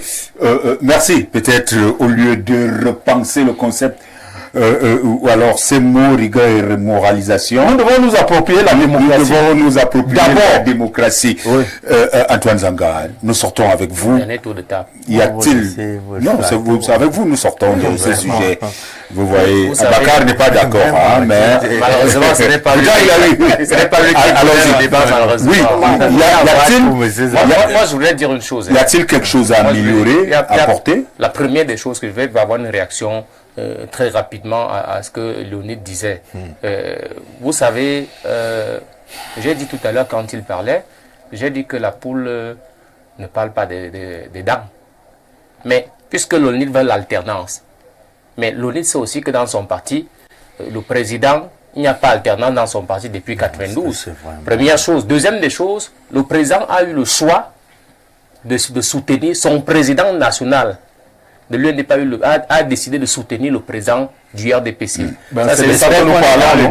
C'est de ça que nous parlons, s'il vous plaît. Vous êtes dans le débat. C'est vous, c'est une réaction. Vous êtes dans les arguments. Deuxième chose, vous savez, moi, je vous écoute religieusement. Donc, Non, pas du tout. en fait, qu'est-ce que la démocratie? Rentrons dans la définition de la démocratie. Non, s'il vous plaît. Il me reste 30 secondes, je le sais. Si vraiment nous entrons là, c'est tout un autre débat. Non, vous m'avez donné 30 secondes. Allons-y. Nous parlons de rigueur, de C'est le moralisation. pouvoir du peuple, par le peuple et pour le peuple. C'est un Américain qui l'avait dit. Même comme les Américains même. Dès que le peuple a décidé, après ils viennent vous dire que les grands électeurs. Donc en fait, ce qu'il faut dire, c'est que même dans les royautés, on peut tirer la démocratie. Quand on a les pays du Golfe là, les gens soutiennent le roi. Mais bon, maintenant en Chine, par exemple, en Chine, ça aussi c'est une démocratie, mais c'est une forme de démocratie. Les démocraties ont plusieurs visages. C'est de ça qu'il est question. Mais la démocratie que vous voulez nous imposer, s'il vous plaît, vous ne savez pas. Non, s'il vous plaît, non. Léonide, je voudrais que l'on sorte de... Laissez-moi chuter. Ce que je veux voici le thème rigueur et moralisation. Justement. Toujours d'actualité, 42 ans après. Justement. Je vous pose donc la question, après tout ce que nous avons dit là, y a-t-il quelque chose à apporter de plus dans cette rigueur et moralisation là? Vous êtes du Rassemblement démocratique du peuple camerounais. Avons-nous apprécié cette rigueur et moralisation? Est-ce que cela a vraiment été implémenté? Qu'est-ce qu'il y a lieu de faire à nos jours, aujourd'hui? Moi, je pense que, je l'ai dit, toutes les sociétés sont dynamiques. C'est-à-dire que, même dans nos familles, vous émettez des idées et puis vous commencez à les mettre, à les implémenter. Il peut arriver des contingences à un moment donné et puis vous essayez de voir comment vous pouvez améliorer. Parce que nous sommes frappés du sceau de l'imperfection. Donc, on ne peut pas personne n'a eu réussite à 100% sur cette terre. Donc, s'il y a des choses à améliorer, je crois que le monsieur qui a lui-même, qui a la paternité de ce concept, j'insiste là-dessus, parce que en Chine, en 1978, les réformes sont attribuées à Deng Xiaoping. Or, ces réformes-là, Xu Enlai en avait parlé quelque temps avant, mais la paternité du concept des réformes, c'est Deng Xiaoping. La paternité de la rigueur, de la moralisation, il faut que les Camerounais le retiennent. C'est le président Paul Biya. Ok, merci à vous. Très rapidement, il y a notre ami qui vous salue toujours. Je vous comprends, monsieur Zanga. Il y a 30 ans, beaucoup ne connaissaient où se trouve la Haute-Sanaga. Le président Paul Biya n'a plus rien à donner et donne-le à prendre une retraite méritée. C'est Solange de Fougerolles. Autre réaction, c'est... Solange ne connaît rien sur mes origines. S'il vous plaît. Apparemment, elle ne connaît pas. Et puis, Mbomba qui écrit « Bonsoir, le plateau, la rigueur et moralisation est un thème pertinent. Ce concept ne peut être implémenté aujourd'hui pour de multiples raisons. Les garanties pour assurer l'effectivité de ce concept n'existent pas ou sont difficilement trouvables entre la corruption, le détournement de fonds, le favoritisme, la mauvaise gouvernance. Le peuple s'est adapté à un mécanisme de survivance rationnelle mettant en mal la moralisation. Pour pouvoir défendre le concept, il faut consacrer des garanties institutionnelles et rendre la gouvernance transparente. C'est de la part de notre ami Epi Mbomba. Les autres messages, merci. Nous allons passer à autre chose. Je vous ai dit, nous avons 2 sujets et vous avez constaté que le premier plateau, nous avions 3 panélistes parce que le 4e, il est là spécialement pour nous parler du deuxième sujet que nous allons découvrir tout juste après cette transition. Parler donc des agressions dans les taxis, cela est devenu récurrent, n'est-ce pas, ce dernier temps. Il ne se passe plus une seule journée pour constater donc qu'il y a eu agression, que ce soit en soirée ou en journée. Comment comprendre cet état de choses? agression à bord des taxis, le phénomène devient inquiétant. J'accueille tout de suite et maintenant Raoul Fouengassam. Bonsoir. Merci. Bonsoir à vous, cher ami Charles Apollinaire Omba. Bonsoir à nos téléspectateurs qui nous regardent une fois de plus ce soir. Merci pour cette invitation. Vous êtes homme à plusieurs casquettes. Ce qui nous intéresse aujourd'hui, vous êtes syndicaliste, vous êtes un homme, un expert, n'est-ce pas, de la route et de tout ce que cela comporte. Je vous interdis de dire un mot sur ce qui s'est passé. Vous n'étiez pas convié à ce débat-là. Alors, comment comprendre ce phénomène qui devient... Cet acharnement vis-à-vis des conducteurs des petites voitures jaunes. Donc, son explication demeure encore en laboratoire de recherche pour pouvoir sortir, n'est-ce pas, un certain nombre de résultats. Ok, nous allons revenir tout à l'heure, véritablement planter le décor et faire un constat. Il n'y a pas que les clients, même les chauffeurs de taxi sont également agressés ces derniers temps. Mesdames, Messieurs, nous allons prendre très rapidement cet élément et nous allons revenir. Question, n'est-ce pas, de mieux comprendre le sujet. À tout de suite. Il ne se passe plus un jour sans qu'un conducteur de taxi ou usager ne soit victime d'agression à bord d'un véhicule de transport en commun. Selon des statistiques, on dénombre en l'espace de 2 mois 40 chauffeurs de taxi agressés. Ces derniers usent des différents stratagèmes pour appâter leur proie, notamment en cas de détresse pour toucher la sensibilité de la victime. Comme il s'agissait d'un problème de santé, j'ai donc trouvé mieux de sauver une vie. Je me suis engagé pour aller porter ce malade. Bon, puisque présentement, quand je causais avec les gars, ils étaient en train de couler les larmes. Bon, je me suis dit, c'est très urgent. J'ai embarqué les gars, nous sommes descendus au lieu dit Kokotieba d'Odja. Là-bas, il y a une descente qui entre au quartier. Quand on amorce dans l'entrée du quartier, je me rends compte que l'accès pour arriver là-bas n'était pas bien, mais néanmoins, il y avait une maison bien éclairée au fond. Bon, quand j'engage dans la marche arrière pour sortir, autant pour moi, le gars, il me coupe le moteur, il retire les clés. Demain, c'est la levée de corps d'un taximan qui a été tué par agression. La levée de corps aura lieu au Bala. Nous serons présents pour accompagner ce camarade. Le corps avait été retrouvé même par la police judiciaire. On avait gardé le corps à l'hôpital central ici à Yaoundé. Et puis la famille a rapproché ça de leur village au Bala.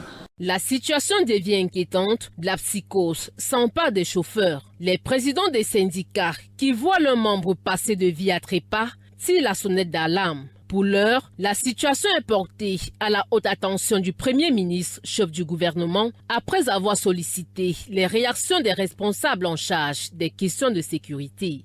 Les taximans vivent une psychose, les taximans vivent un traumatisme dans l'activité qu'ils mènent. Pourquoi? Parce que les camarades sont régulièrement kidnappés, il faut le dire ainsi, parce que nos camarades sont kidnappés dans leur propre taxi, enlevés et torturés. Et parmi les taximans torturés, beaucoup trouvent la mort. La situation devenant très inquiétante demande à ce que les partenaires sociaux et le pouvoir public fassent quelque chose. Et puis quand même vous dire que depuis que le phénomène a commencé, nous avons à notre niveau syndical tenu plusieurs réunions.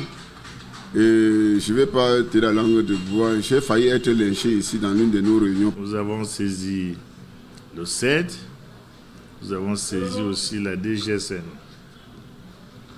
Mais avec le CED, Nous avons beaucoup travaillé. On a fait 3 grandes réunions où la gendarmerie a déployé, a donné des instructions aux différents commandants de brigades qui sont dans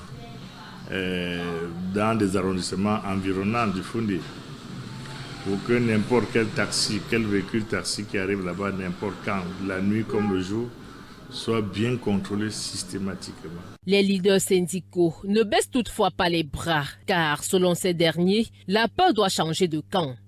Il est temps que les forces de maintien de l'ordre, ceux qui sont en charge des forces de maintien de l'ordre, identifient toutes les sorties de grandes villes.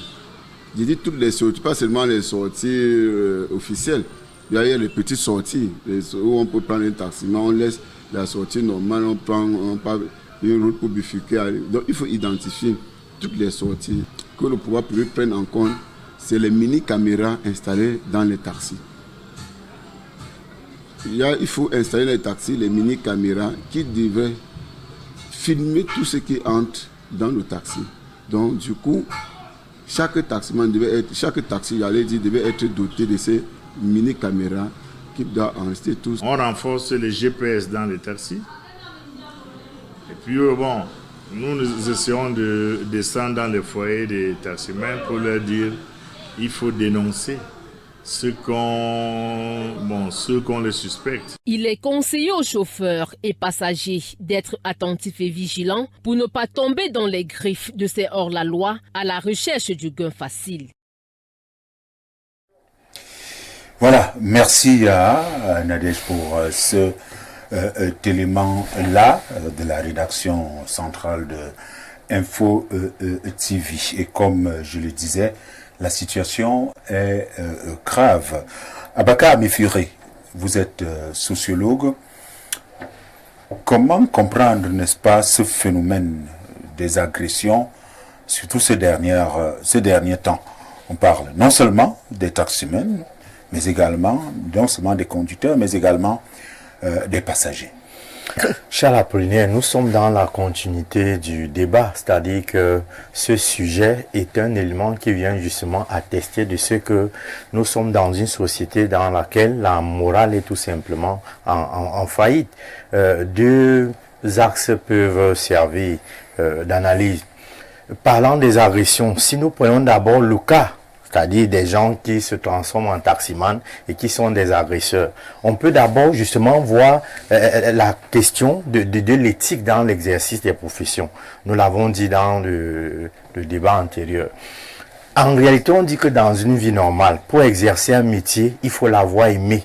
Il faut avoir nourri une certaine passion. Ça doit être le rêve de votre vie. C'est ce que les latins appellent la vocation. Donc, nous constatons que dans une société dans laquelle la morale est en panne, justement, on s'improvise dans des métiers pour d'autres intérêts. On n'y est pas en tant que professionnel, mais on se retrouve justement, et dans ce cas, les pseudo-taximans qui sont des agresseurs sont justement ceux-là justement qui font que la société soit en difficulté justement du fait d'une panne d'éducation. Et dans une société où l'éducation est justement négligée, la morale, elle meurt lentement, mais sûrement. C'est pour cela que on arrive au niveau où même la vie humaine n'a plus de sens, au nom du gain. Parce que dans une société où la morale est justement en faillite, les gens vont vous dire comme ça, tous les moyens sont bons à condition qu'ils soient efficaces. Les gens vont justement oublier que le culte de l'efficacité des moyens ne doit justement pas faire oublier qu'il y a des moyens licites et des moyens illicites.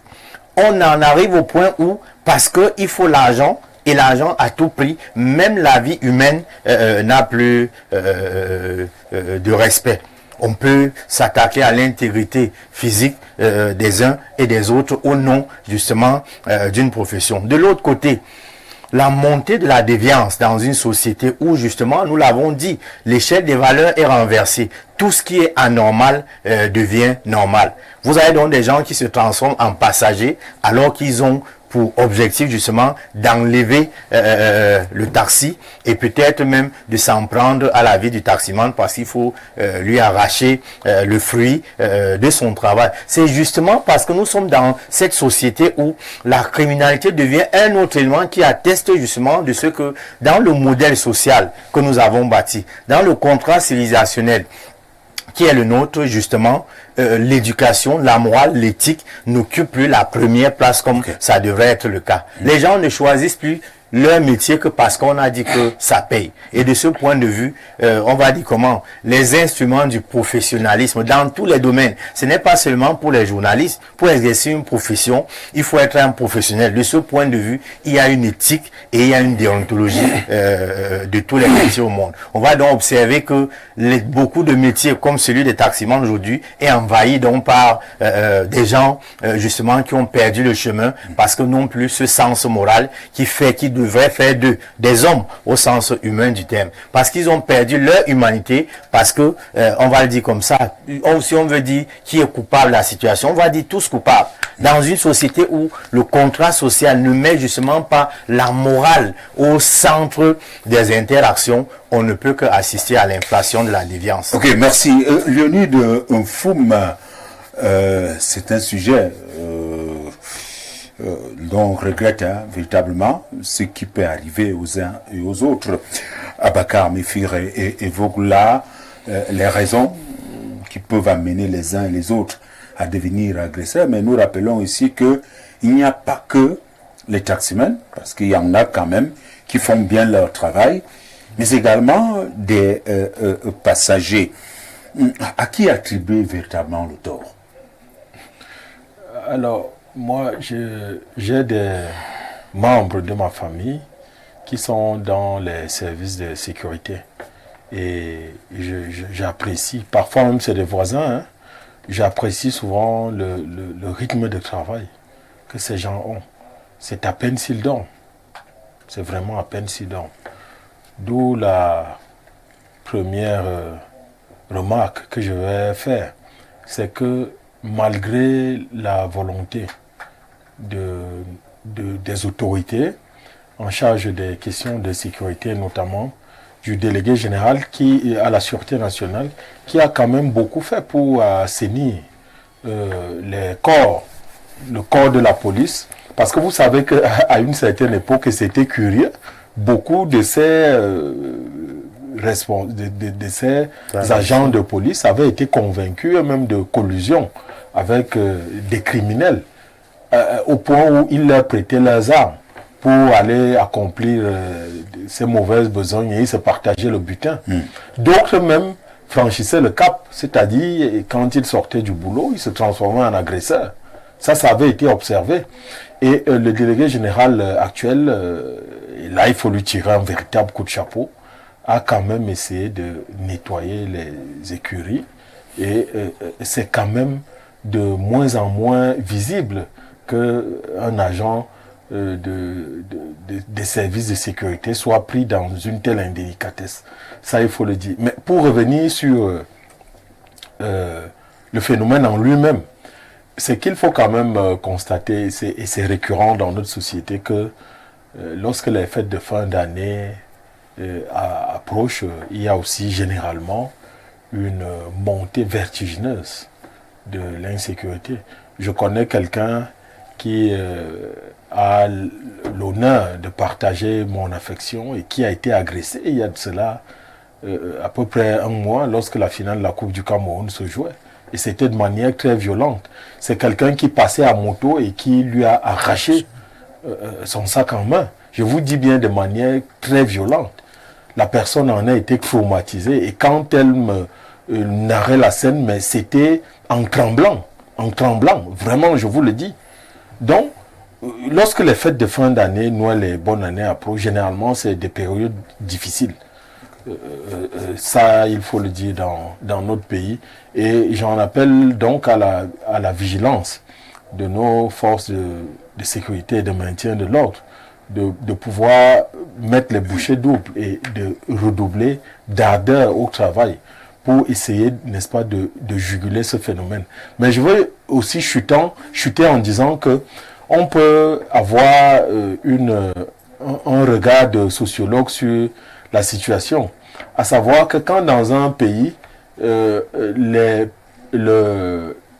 système économique est incapable de créer de l'activité pour la jeunesse qui, n'est-ce pas, parfois est très diplômée, et même surdiplômée, parce que vous allez vous rendre compte que c'est pas généralement des idiots ou des ratés qui se prennent à agresser les gens dans des coins et des bouts de rue. C'est aussi des gens qui ont un très bon niveau d'éducation. C'est eux qui vont casser les maisons et élaborent des stratagèmes d'une sophistication des plus inouïes. Donc je disais que lorsque un système économique comme le nôtre a de la difficulté à insérer la jeunesse, à insérer ces masses de Camerounais qui veulent pouvoir trouver un emploi et qui n'en ont pas, eh bien, ils s'offrent à se retrouver à cette situation d'individus, et en grande majorité, n'est-ce pas, ces travers-là dans lesquels ils plongent très facilement. Donc il faut aussi trouver de l'emploi aux jeunes, de l'emploi décent. Mais merci bien, Léonide Foum. Je reviens à vous, hein, monsieur Raoul Foué Ngassam. Vous avec vous, hein, c'est beaucoup de casquettes, je ne saurais les citer ici. Vous êtes un expert des choses de la route. Vous allez certainement nous rappeler tout cela, mais je sais que vous faites partie d'un syndicat, vous êtes ancien taximan, même comme quelqu'un me disait que une fois on a été taximan, on sera toujours taximan. Vous êtes ancien taximan, vous êtes syndicaliste, vous êtes également dans plusieurs mouvements en ce qui concerne la sécurité routière. Tout à l'heure, vous avez commencé à élaborer et nous dire que c'est une situation déplorable. Dans vos organisations ou dans vos... là où vous êtes peut-être en ce moment, qu'est-ce que vous faites véritablement, hein? Je voudrais parler, n'est-ce pas, en plus d'être taximan, qu'est-ce que vous faites véritablement pour éviter cette situation? Bien, Charles Apollinaire Omba, nous sommes dans une société, et lorsqu'on parle de société, il s'agit de la conception selon laquelle chacun a son rôle à jouer. Chacun doit faire ce qu'il a à faire, chacun doit être à sa place. Et présentement, c'est difficile, très difficile de se stabiliser avec une lecture simple. Parce qu'on en perd son latin à voir le nombre et la montée en puissance lorsqu'on demande aux autorités compétentes, chacun en ce qui le concerne, de jouer son rôle. Il devient très difficile. Tout à l'heure, dans le reportage que vous avez fait passer, on ressasse un tout petit peu les responsabilités qui doivent être partagées et assumées par un certain nombre de personnes. Dans la cité capitale où nous sommes, ce n'est que dans cette circonscription-là qu'on déplore gravement cette situation. Dans d'autres contrées, ils ne vivent pas la même psychose. Alors, on s'interroge, c'est la raison pour laquelle au moment de ma première chute, je disais que nous sommes encore dans des laboratoires pour réfléchir et trouver une solution idoine qui va permettre aux uns et aux autres, que ce soit les conducteurs, oui, également que ce soit pour le cas des passagers qui également désormais ont une peur, une grande peur lorsqu'il faut emprunter un taxi ou une moto. Lorsqu'on se met au bord de la route pour attendre un taxi, on ne sait pas si c'est à l'intérieur du taxi qu'on sera agressé ou bien c'est pendant qu'on est sur le bord de la route. Et pourtant, on observe, n'est-ce pas, un dispositif normal, un dispositif important, impressionnant, installé ça et là, des caméras de surveillance, de gauche à droite, aux entrées et aux sorties de nos villes et de nos quartiers. Comment, après autant n'est-ce pas, de drame. Nous ne parvenons pas à avoir une solution, une réponse venant des autorités sécuritaires. Il y a un problème. Et à ce moment, nous sommes en train de nous interroger s'il ne s'agit pas là d'une complicité, n'est-ce pas, pour faire reculer la volonté de travailler aux chauffeurs de taxi. Lorsqu'on sait qu'il existe un phénomène sérieux qui a été pris en compte à l'Assemblée nationale du Cameroun, et qui jouit désormais d'une loi, le phénomène du transport routier clandestin, qui est pourtant entretenu et encadré, je veux dire, accompagné par des autorités qui devraient pourtant jouer le rôle de répression, qui devraient jouer ce rôle de répression vis-à-vis de ces types de déviance. Alors, vous demandiez tout à l'heure comment également on peut vivre tranquillement avec cet état de choses. Nous, si le gouvernement de la République n'est pas compétent à poser les actes, les taximans sont en train de s'organiser. C'est la grande question. Voilà, je suis au niveau du mouvement ou alors des syndicalistes, quelles sont les dispositions qui sont prises? Je suis coordonnateur national du syndicat Symposetac, le syndicat professionnel des chauffeurs et employés de taxi. Nous sommes en train de nous organiser et organiser les camarades chauffeurs de taxi en leur donnant un certain nombre de compétences qu'ils n'avaient pas, de réflexes qu'ils n'avaient pas, afin qu'ensemble on puisse juguler, n'est-ce pas, cette situation qui ne nous laisse plus tranquille, Charles Apollinaire. Voilà un peu, on est en train de s'organiser parce que il faut que les gars soient compétents à remarquer des gestes qui sont des gestes suspects et à ne pas aller plus loin dès qu'ils ont senti un geste suspect dans leur véhicule. Pareillement, lorsque les chauffeurs de passage observent dans le véhicule d'un camarade de passage un geste suspect, il y a des moyens désormais pour signaler à celui qui vient de passer: je viens de remarquer dans ton véhicule quelqu'un qui me semble louche.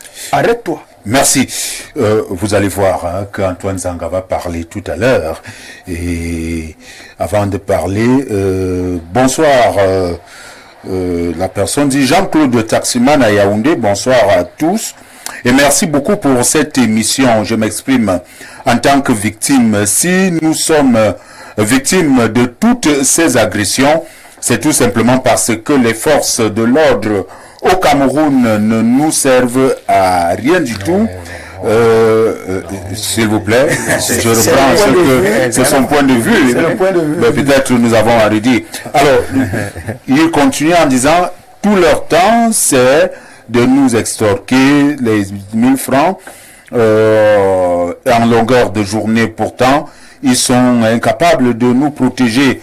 Pour remédier à ce problème, il faudrait que la police et la gendarmerie mettent sur place le système des agents en civil infiltrés un peu comme ailleurs. Ça pourrait marcher. Bonne soirée à vous. Notre ami Emmanuel depuis Bengbis par Sam Lima. Bon. Vous avez suivi, même les panélistes sur ce plateau n'étaient pas très d'accord.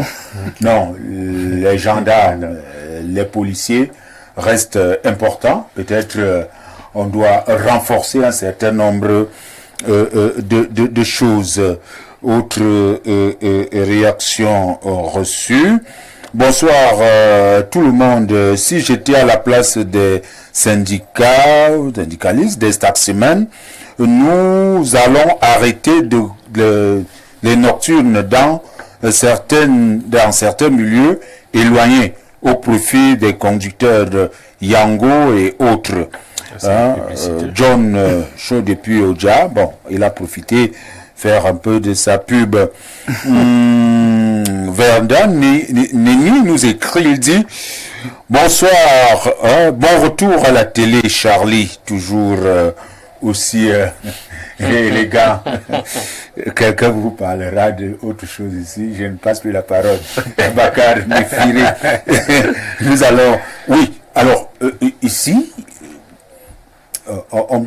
c'est comme si on parlerait aussi de la situation que nous avons eue du côté du septentrion, du côté de l'ouest, les agressions. Mais quand même, est-ce qu'on peut prévenir, on peut prendre des dispositions afin de réduire, n'est-ce pas, cette situation, Monsieur Zanga? Ok, merci pour la question. Déjà, avant de répondre à votre question, je voudrais m'incliner devant la mémoire de ces frères, de ces Camerounais qui travaillent, ces taximens-là, qui ont perdu la vie en travaillant. Et ce n'est pas du tout facile parce que travailler dans la nuit, c'est accepter de courir des risques. À minuit, ils nous transportent et tout, c'est pas vraiment facile. Il faut être courageux pour se lancer dans cette affaire. Donc, félicitations déjà à tous les taximens qui acceptent de travailler comme ça pour nous. Et toutes nos condoléances à la famille des taximens. Bon, maintenant, vous savez, je suis toujours très impressionné par la capacité du sociologue à monter dans les extrêmes. Encore. Notre société n'est pas une société en panne. Vous l'avez vu le réalisateur tout à l'heure. Il ne faut pas laisser dire certaines choses. Dites ce que vous avez à dire. Le Cameroun n'a pas... Dites pour vous. Oui, je dis aussi pour moi, c'est une réaction. Le Cameroun n'est pas une société qui a une panne morale. Aux États-Unis, quand quelqu'un entre avec une arme, arrose les élèves dans une salle de classe, ça ne veut pas dire que c'est une société qui a une panne morale. Il y a le plein d'emploi là-bas. Ça ne veut pas dire que s'il y a des actes d'insécurité, ça ne veut pas dire que c'est parce que le système n'absorbe pas tous les diplômés. Bon, quand je l'ai dit, Lionel l'a déjà assez suffisamment dit que de mémoire de Camerounais, généralement en fin d'année, on observe une certaine montée des insécurités. Vous allez voir même les prix des produits vont augmenter et même les agressions, comme on dit. Bon, en ce qui concerne les dispositions, je pense que les taximens ont bien fait déjà de commencer à travailler avec les autorités parce qu'ils ont confiance aux autorités. Il nous a dit tout à l'heure qu'ils ont travaillé avec l'OCED, ils ont travaillé avec la police. Et vous savez très bien que généralement, en fin d'année, le DGSN, Martin Barganguele, il déploie davantage des effectifs. Je suis sûr que dans les jours à venir, il va le faire. Merci. Donc, si je vous permettez que je voudrais dire une chose. S'il vous plaît. C'est que quand il y a un problème, on cherche à le résoudre. Et les taximens, je pense qu'il faut qu'on évolue vers les sociétés, vers des structures sociales, des entreprises. À ce moment-là, c'est plus facile de contrôler. C'est pas pour les syndicats. Les syndicats sont Voilà. là. Merci. Merci au transport public même qui en parle. Merci. Merci à tous. Monsieur Zanga, merci d'avoir été là ce soir. Je sais que vous serez encore là. Bien sûr. Merci, Monsieur Zanga du RDPC. Merci, Abakar Mifire. Vous êtes réclamé. On estime que vous devez être là d'une manière à condition que les tenants du pouvoir nous laissent aussi parler. Merci. Raoul Fouengassa, merci d'avoir accepté l'invitation. Je vous en prie. Ça a toujours été, enfin, vous avez toujours été des fidèles. Félicitations pour cette première et merci de l'honneur que tu me fais de m'inviter. Oh, merci également. On a moins de pression avec nous allons, vous serez encore là, ne vous en faites pas. Je veux remercier le cadreur, je veux remercier également le réalisateur. Mesdames, messieurs, si vous êtes, donc c'est tous les jours, de lundi à vendredi, 17h, 19h52 minutes. Merci également. Tout à l'heure, à 19h00, vous aurez donc les informations en langue anglaise et à 20h, retrouvez la très charmante Alida Nkumvondo. Ce sera pour le journal en français. Moi, je vous retrouve certainement lundi lorsqu'il sera 17h. Nous allons remercier également la coordination qui est assurée par Hermine Elouga, c'est la DG, et supervision générale, le PDG, ou alors le DP. Tout cela lui va bien. Dieu donne Mvungbala. Charles Apollinaire Umba, c'est mon nom. Mesdames, Messieurs, passez un excellent week-end. Au revoir.